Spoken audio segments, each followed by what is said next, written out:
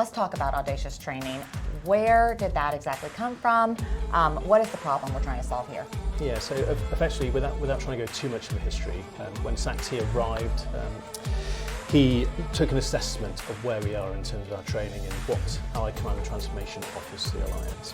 But ultimately, the character of warfare changes rapidly, it's unpredictable, and so ultimately our training must be built for that purpose, and so it must be built to deal with the unpredictability and ambiguity of that nature.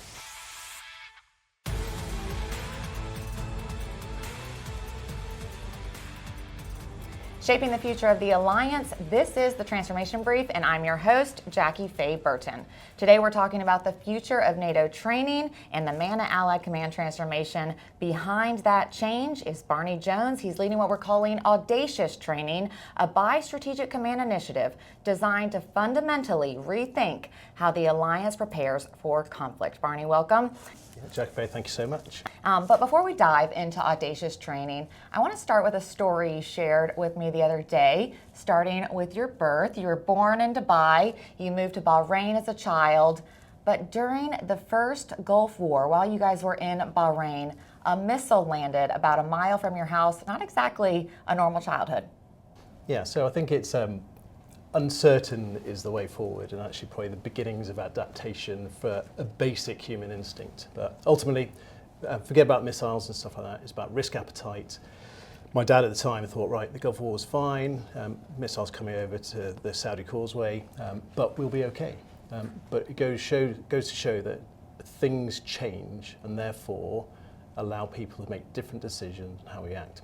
So ultimately, he decided that enough was enough, and so my brother and I went to Australia, whilst my sister and my other brother went to the UK. So decisions on who goes where. For us, my brother and I, we were the first unaccompanied minors on Emirates Airlines, which was great, and it might sound really glamorous, but ultimately, I think I'm trying to underline that that was the start of simple uncertainty. And so this prepares you for the next step in your career, which was 27 years in the Royal Air Force? Yeah, and I suppose 3 decades sounds a long time. So I've done lots of stuff in the RAF, and ultimately in the UK and overseas, and different experiences.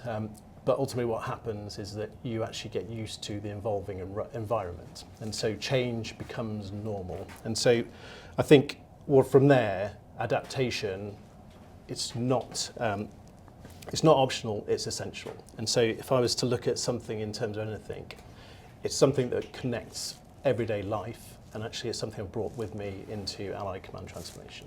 Okay, and now, speaking of Allied Command Transformation, you're here working on, how we train for the future fight. Let's talk about Audacious Training. Where did that exactly come from? What is the problem we're trying to solve here? Yeah, so effectively, without trying to go too much of a history, when Sakti arrived, he took an assessment of where we are in terms of our training and what Allied Command and Transformation offers to the Alliance. But ultimately, the character of warfare changes rapidly, it's unpredictable, and so ultimately our training must be built for that purpose, and so it must be built to deal with the unpredictability and ambiguity of that nature. So evaluation is important, but actually how we adapt is more important than ever. Yeah, I've been to a lot of exercises in my role in public affairs, and I've always seen these exercises really, weighed heavily on the evaluation, making sure that the forces met established standards, but that's no longer enough.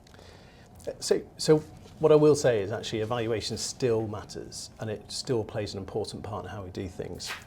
Certification is also still important, but actually it's not about the checklists and how we become resilient in those manners. It's about what do we do when plans fail on day one? What do we need to do to adapt? And actually how do we measure the decision-making processes to do that? And so ultimately evaluation measures the compliance. And so we also need to measure adaptability, and so we need to be ready for basically anything. Yeah, this reminds me a little bit actually. when even like as a mother raising a child, I always say I'm trying to teach my daughter to be resilient and adaptable, because that's life, and that's what we're doing here in these exercises. But this is broken down into 3 lines of effort. Let's walk through those. The first one is supporting enhanced readiness. What exactly are we talking about here? Yeah, so this is about going beyond those certifications I mentioned earlier, and so the ability to train in degraded environments, utilising the multi-domain operations approach in terms of all the other domains we've got, but also about making sure that we are realistic in our ability to train and deliver effect. And so ultimately it's about credibility. If we're not able to reflect real world conflict, then how do we then train effectively?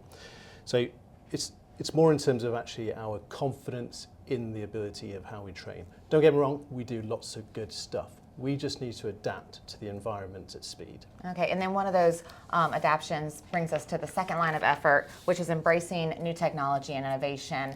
What are we doing there?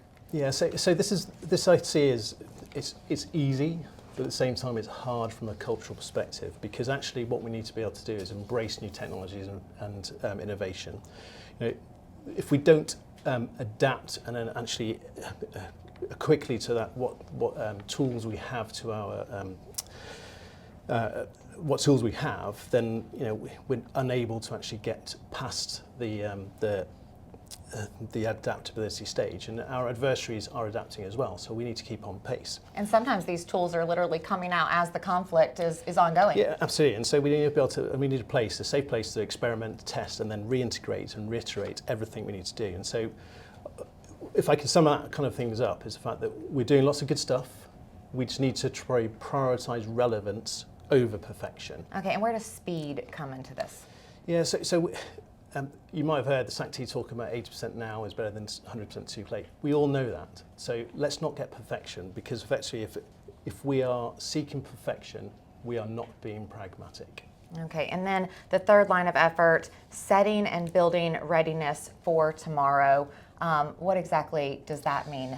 Yeah, so that's ultimately about how we capture our lessons. So we capture lessons really well, but actually it's about how do we institutionalize those lessons into making things better. How do we connect them into training? How do we get them into experimentation? How do we then design our future forces and training to integrate those lessons before the environment changes again? Okay, and what has to shift culturally here for all of this to work together? Yeah, so I think I need to be clear the fact that NATO is very good at adapting. And so from our side of things is that we need to be audacious in our approach. And that's the concept of audacious training. And so we need to be deliberately exposing our weaknesses internally to understand where those gaps are, and then really looking at what are those safe to fail environments that we can really press the test on how we need to do things better. And it's ultimately credibility underpins that deterrence. And so if we can be credible, we can continue being credible on our approach. Well, actually, let's be realistic. Let's adopt the culture of being true to our word in terms of how we're going to test in real conflict. So Audacious Training isn't just about adding more exercises, it's about being bold enough to evolve. Thanks, Barney, for joining us. That's all for this episode of the Transformation Brief. Thanks for listening.